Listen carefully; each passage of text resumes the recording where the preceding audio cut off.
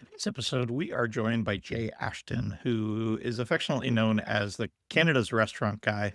He and I talk a lot about the ongoing political conversations related to Canada and the US, the tariffs. This is definitely not a political episode, but it does get into the impact of regulations and how regulations can impact the restaurants and the ways that they go about making money and the products that they sell. Jay has a long history of working in lots of different areas of restaurants, supply chain, suppliers all over Canada.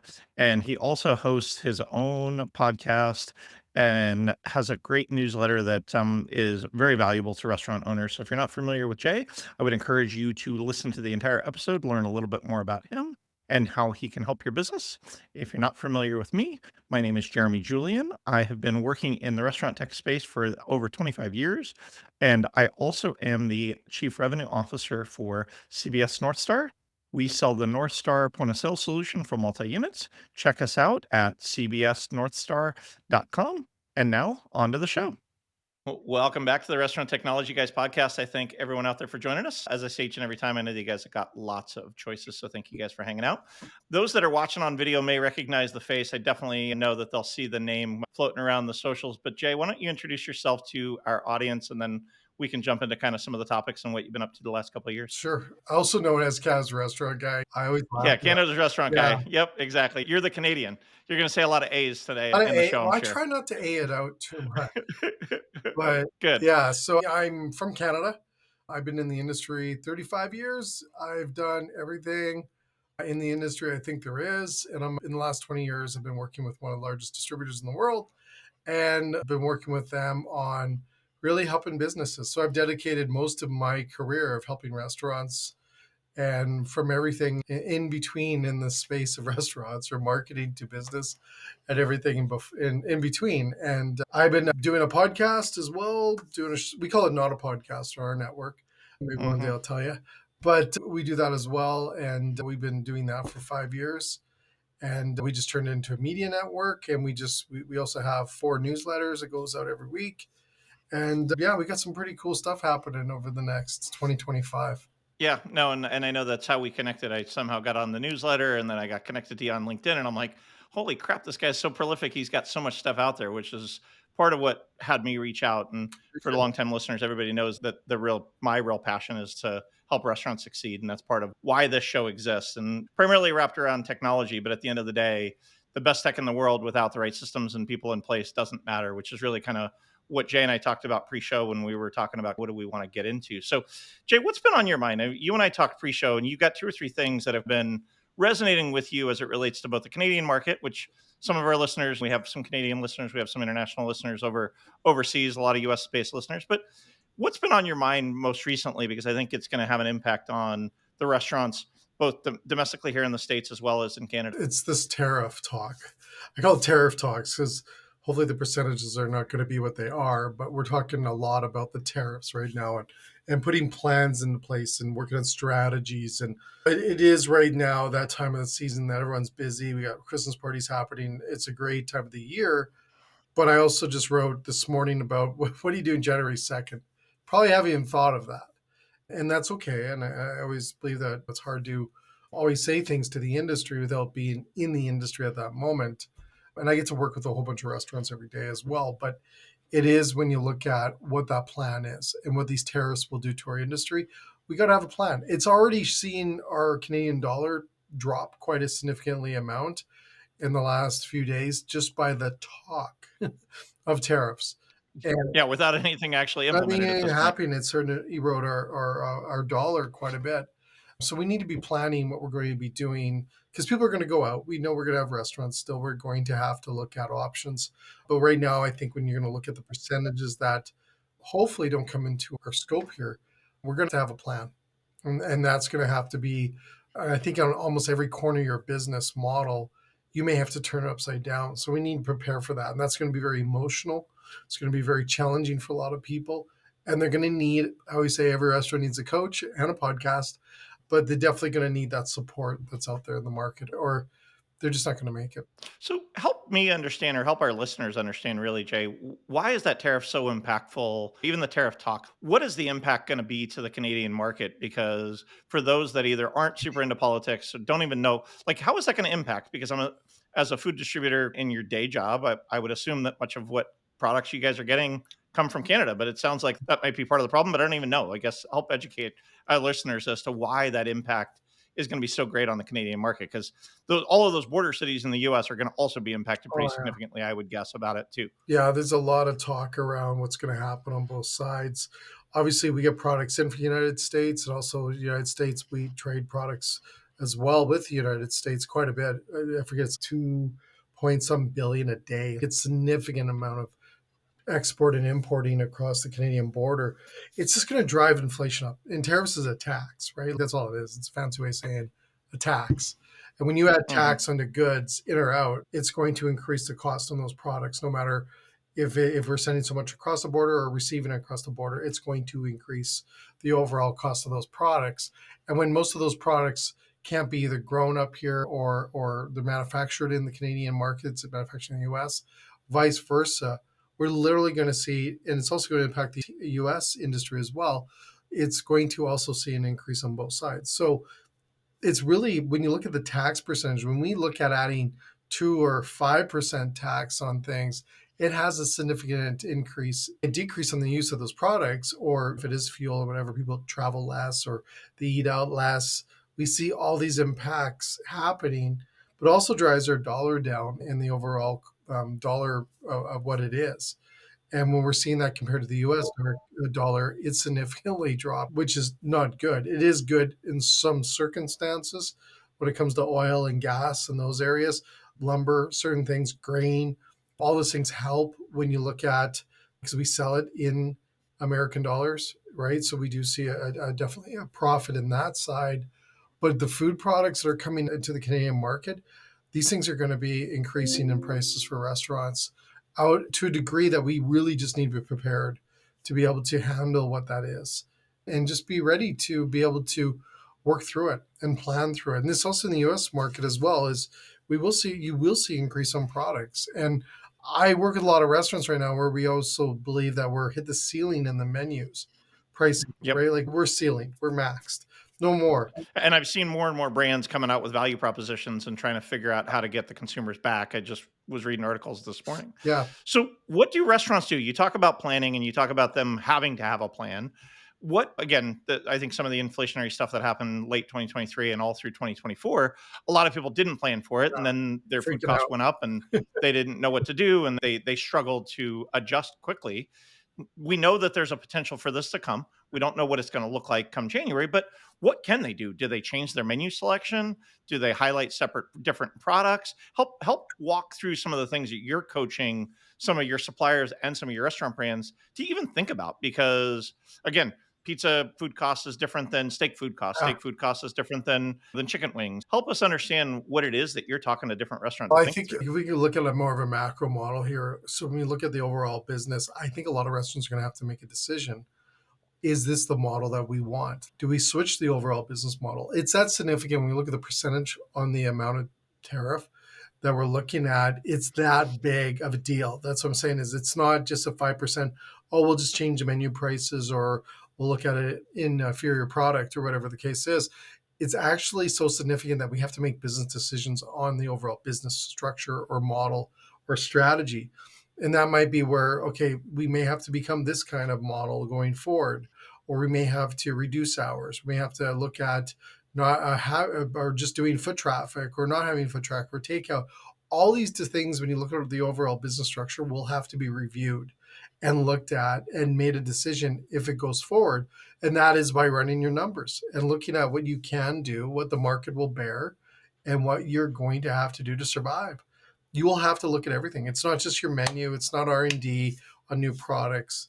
It's not looking at your overall labor cost. All these different costs that we talk about all the time. It's going to have to be everything, absolutely everything.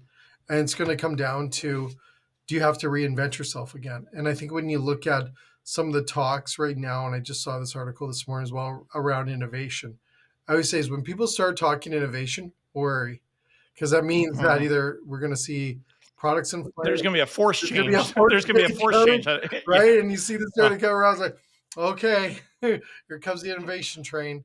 And I don't know, in a sense, and this is what's keeping me up a little bit, is the in innovation space right now. When you look at it, I don't know what else we can innovate. I don't know. I think like when we went through COVID, there was a lot of innovation in a sense of new revenue streams or new opportunities, or we had government relief programs. All these things came into the marketplace. But you look at it today, I don't know if those things are going to happen in a sense because it's so devastating. So we just need to have when I say plan, we need to make some critical decisions if we need to pull that rope and go into that lifeline or that survival mode, because we all know that restaurants go into survival mode.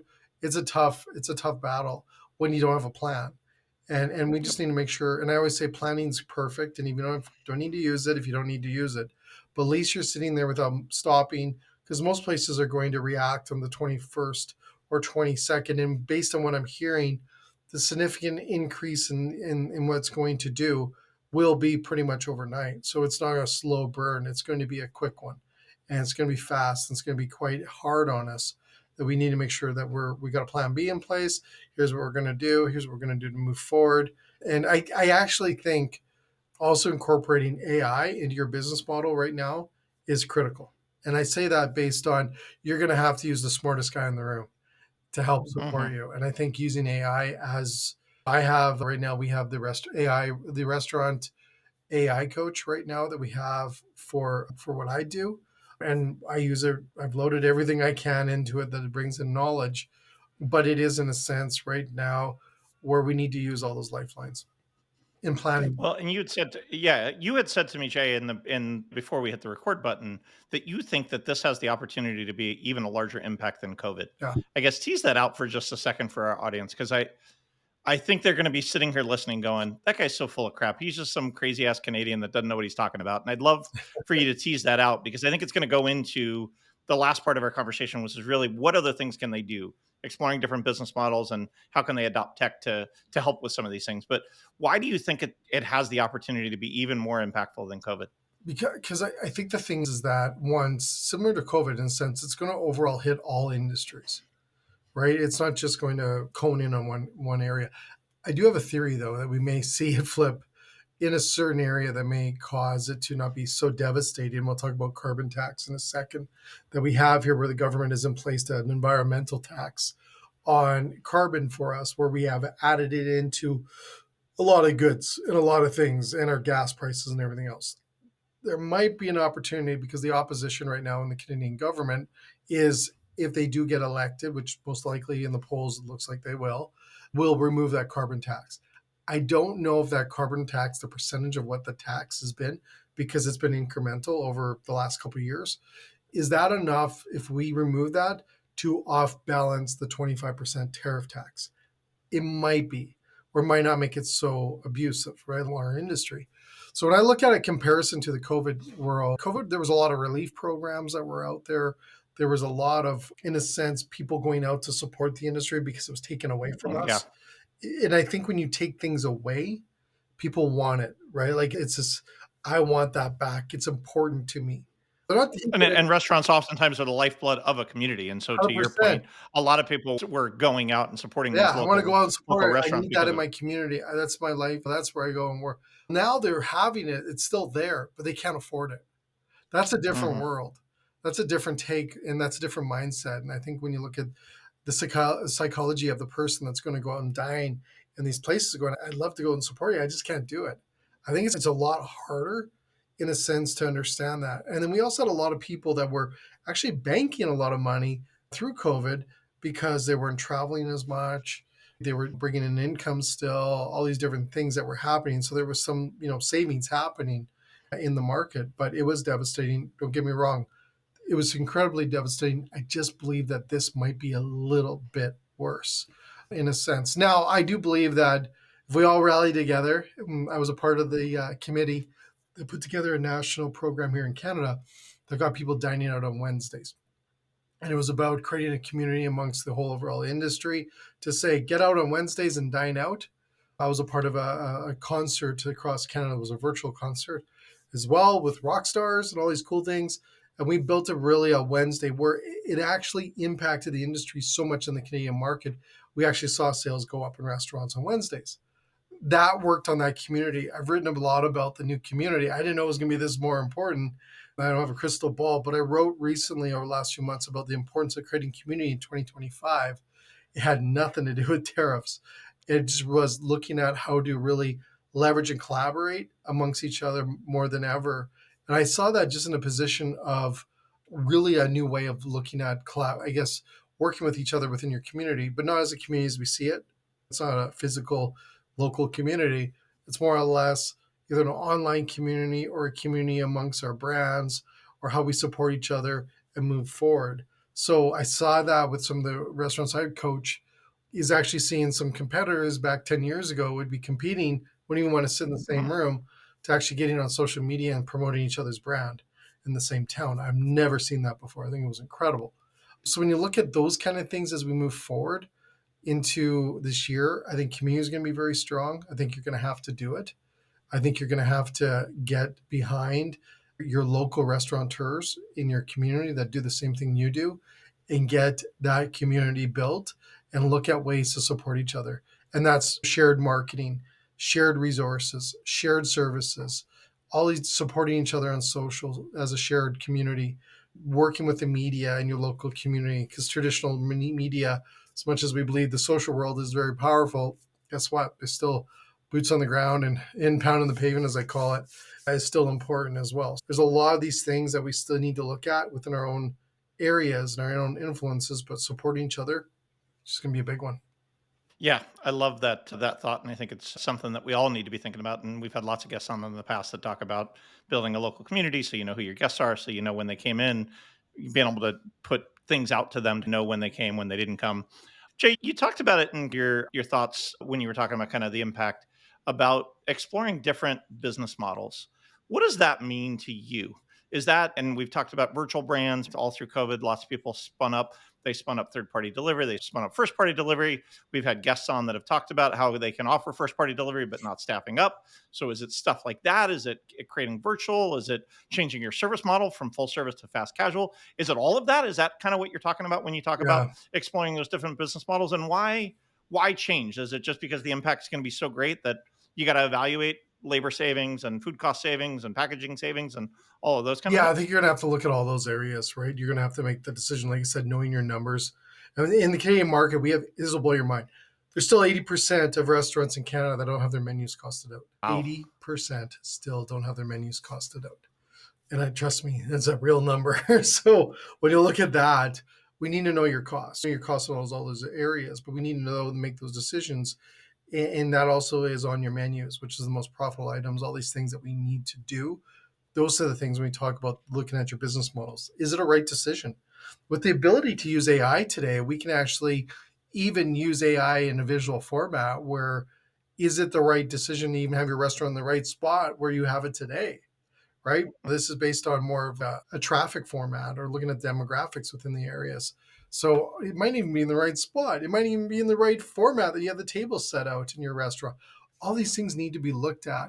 And using AI is going to help you with all that. It's going to speed it up as well and make, in a sense, not make the final decision, but help you make the final decision for yourself.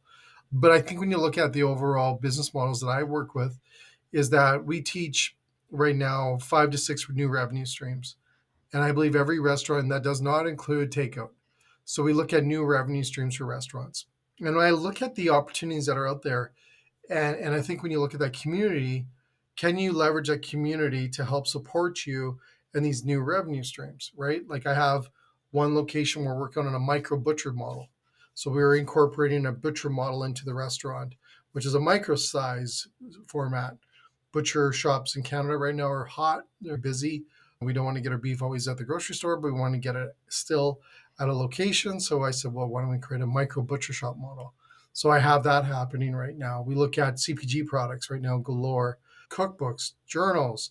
We did a journal the other day format, and we're going to increase revenue by $50,000 a year by a restaurant just doing journals every year. That people buy journals through That's Amazon, incredible. e-commerce, those kind of models. It's interesting by They don't know how to do these things. So you have to look at how to make it really simple for them to do, which is good.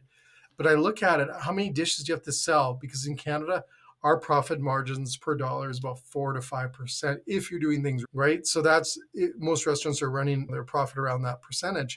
So when you look at that percentage and you're banking 50,000 more a year, you have to sell a lot of bloody dishes. That Yeah. 5% a dollar to make up $50,000 in pure profit. So we did that. We're currently working with one location to launch a newsletter, and that one's around 70,000 a year, I think it is, in profit to introduce a newsletter to the community by selling advertisements within the community. And I would say, I don't know if you guys had this in the U.S. market, but in Canada, we used to have way back in the day. Maybe you remember them, but the menus with the advertisings, they used to be on the, remember the Yeah. paper thing? Uh-huh. The paper, like at the Yeah, no, they I had all remember the going to the things diners and around. they'd have the Yeah, placemats and the they'd have all placemat. the That's what they advertising on the call placemats. all the Yep, placemats. exactly. So we took that concept of, geez, let's do that into a newsletter and let's sell advertisement the same kind of way, right? We did the same thing. We looked at that model as well. And that's, I think that was 70 some thousand as well. So my goal by the end of this year, which is only a couple of weeks away, is to generate $1 million for a restaurant without selling another dish in revenue. That's incredible. One of the things that you'd said earlier, Jay, and I'd love your an example of this. And obviously, if people are listening to the show, they're investing in themselves and investing in trying to make their business better. But one of the things that I hear as a theme amongst everything you've said is they're asking for help from people that have already been there and done that. Yeah. Whether it's a coach or it's a supplier partner. I happen to be at a customers conference earlier this year. I talked to the guy that supplies this brand with their chicken, and he walked me through the 25 different types of chicken tenders that they make at this chicken factory. And I'm like, holy smokes, I can tell you exactly what percentage of breading this brand has versus that brand. And I'm like, and I said to Matt, I'm like, Matt, that's impossible. He's no, I'm telling you, man, that's why the chicken tenders at this brand taste different than the chicken tenders at that brand, because we design it and we work with them based on what it is that the brand is looking for. Explore that idea, Jay, because I think what I'm hearing you say is you do these things to help restaurants succeed, whether you're getting the supplier side of it or not, because at the end of the day, if they're successful, they're going to buy more product, they're going to buy more product, they're going to help the community more. But asking for help and partnering with people both in the community as well as in some of your supplier partners is a huge piece of what it is that you guys are looking to do. Yeah, I really, why do I do this? Is the question, is why I do all these things. And it's, I've been through some ugly situations in restaurants of running restaurants. And I always say, is you don't know how to, you don't know you're a true restaurateur until you pay your staff with your visa. Yep. And you see those challenges. That really is not a fun time to deal with. And you go through a lot of different things. We know restaurants have the highest divorce rates as well, and all these different things that comes with this. If I can just make it a little bit less hard on people that are hardworking and really are out there trying to do their ideas and their passion. Like when we when I coach with restaurants right now, we sit down with them, and the first thing I always ask them is what their dreams are and what their dreams were for their businesses. Mm-hmm. And a lot of them are touched by that in a sense. They all have a dream. They all have a dream to either create a wealth or a way of generating money for their family or a better life for themselves or a better life for their kids. And all these things are passion also to take care of people and to feed people and to give them an experience. All those things are so rooted in them that I kept seeing when I was running places 20 some years ago, you're starting to see how hard that is and seeing how hard it is today without having that support channel there with you. It's too difficult. And I couldn't sit back and watch people struggle.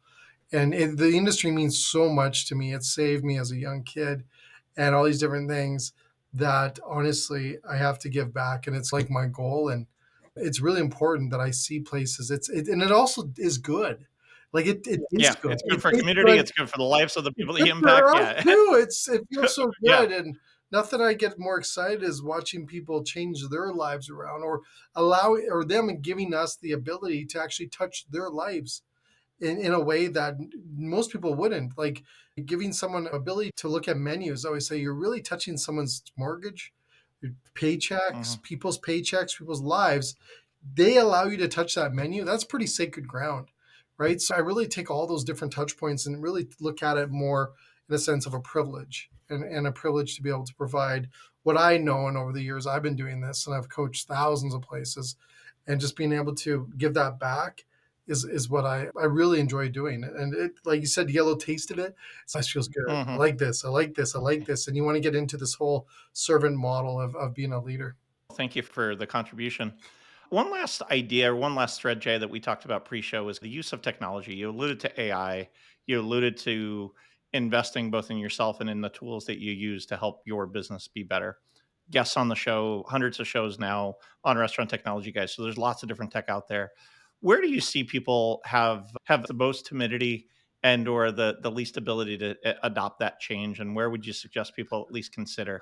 Because I think it's one of those things that there's so much Oh, and so many oh, restaurateurs, they get paralyzed by fear of doing anything. And so they do nothing. And unfortunately, their neighbor that didn't get paralyzed by that fear is already implementing AI to give them answers, is already using the tools that are out there for marketing automation to get new guests in, to talk to their guests on a regular basis, whatever those things are. Where do you see the biggest opportunity for brands to flexible enough to pivot when things like this tariff thing or COVID or any of these other things happen? Where do you see them needing to invest their time, money, and energy in 2025 and beyond to help themselves and their business to be better? biggest thing right now, I think from a restaurant perspective, like what they could do is just start playing with AI. Like I think when you start understanding the power of AI, and I believe every restaurant that I work with, they all download the app ChatGPT and they all get an assistant and they all name it and they work with that assistant. And it's more or less trying to, it's definitely baby steps into getting them to work into this model of one believing that the content that's being produced is actually reliable and it's important and it's good stuff, and getting them to get comfortable with getting that assistant. Most restaurateurs have never had an assistant or a business coach or support mechanism in a sense to help them through decisions or choices on what they've done. Most restaurants are based on gut experience or gut instinct, or I've always done it this way, or I've Hmm. learned through this way. No one's really had that. So I always look at restaurants investing in an AI assistant to help you get through some of the challenges you have, or just to make decisions or help you flush out ideas. Talk to it, have a conversation with it, challenge it. Yep. I think that's the start. And then get into other systems. I think the one thing that we're looking here in Canada is if every restaurant can just adopt one new technology into their business this year, being AI or not, will be a win in the space. I think putting your head in the stand and going, it's not there, it doesn't, I don't need it, is not a really great decision. I think businesses need to adapt to it and its ability to make decisions faster, reduce costs, reduce labor, all these factors. When you look at having to revisit that model of the business world, we have to turn upside down. Lucky enough that AI came into our world at this time, because without it, a lot of people wouldn't have a lot of things they have today already from what AI has done, that the strategic marketing and better content, all these different things. But it came at the right time, kind of thing, right? I don't know if it's Hmm. ironically we're getting an AI, a superpower person, or AI. I always say person, but AI support person during a time that we really need it. Like it's Yep. interesting, right? It's not that we wouldn't in the past, but this one I think there's someone's telling us that you need this versus what's going to come. And I think when you look at restaurants, just adapting to some of the systems that are out there. And I think David Hopkins, he's a consultant up here in Canada. He always says you really don't need the F1 formula car for your restaurant. You may just need the regular Ford, right? Like it's you just sometimes don't need that over thing. And I tell you, he is more than right with that statement. Yeah. Is just you don't need the fancy stuff as much as it's wow and it's really cool. Restaurants don't go out of business because of their food. They go out of business typically, I think it's 90 some percent, because of the back of how we've ran it and how it's business and the structure, the marketing, everything else. So I think we really need to look at technology to help us with that space that we really are not, unfortunately, not experts at, right? Like typically, I would say a business school, they usually tell you not to run a restaurant. So there's not to Yeah. really go to business school in our industry. And there's a guy that I know that I heard a quote that I love to requote, which is the superpower in today's day and age is not what you learned in the past, but it's to unlearn what you learned in the past and relearn. And I think AI is one of those opportunities for us to learn. You've never been able to build a marketing plan. So ask the AI, can you give me 5 different marketing plans to market my business? And it's going to give you 5 different examples. And now you can choose the one Yeah, or choose parts of each of them. Never at a time in the past when it was just Google, you'd type that in and you'd get 27 different pages and you'd have to click through each of them versus give me 5 of the best marketing plans for a restaurant. Give me the best ways to lay out a kitchen. Give me the best way. Hey, what are the top trending food categories in Western yeah, Canada this month? And it'll be able to produce this stuff for you to be able to make yeah. you so much smarter than your peers versus gut feel, which is all too often how Yeah, restaurants have. it's interesting, and I think I think it's always comes at the right time as well. I think we Mhm. have to embrace it and to really just play with it in a sense. Yeah. Just have some fun. And it'll help you. It's amazing when you put stuff in Yeah, there. Like I get blown away because I'm not a late adopter. I did the same thing you talked about, but the more I've been spending time with it, I'm like, holy crap! It's amazing how much more I can get done with the same time frame because it'll help me learn and take me on a path so much faster than I could do it by watching a bunch of YouTube videos or reading a whole bunch of articles that have been posted. So I love that idea. perfect. Awesome. Jay, how do people stay in touch? How do people subscribe to the newsletter? How do they get to the podcast? How do they stay in the rest Canada's Restaurant Guy network? So you can join me on our newsletters every week. We write 3 newsletters, one email blast. So you can go on LinkedIn, look under Canada's Restaurant Guy on LinkedIn. We have the Canada's Restaurant Guy news that goes out every week. We also have an AI newsletter, and then we also have one called Save Restaurants as well. So those go out every week, and then you can also listen to us on Apple, Spotify, everywhere. Just Google Late Night Restaurant Network or show, and you'll find all of our content. We're up on YouTube as well, and just we try to produce as much content as we can to help the industry. Yeah. And I say it all the time. If you can't find Jay, then you've got some other problems. You probably shouldn't be jumping into Chat GPT. But Jay Ashton's his name. Go search him up on LinkedIn, and he's very prolific at posting stuff. Jay, thank you for doing what you're doing to save restaurants to help them. I love the synergies that we have both between the two shows. And I'm close to 30 years. You're a bit longer. You've been in restaurant space, but at the end of the day, they are the heartbeat of what it is that we do. Anything we can do to help them. So thank you for sharing your wisdom. Thank you for sharing your ideas. To our listeners, guys, thank you guys for spending time with us and make it a great day.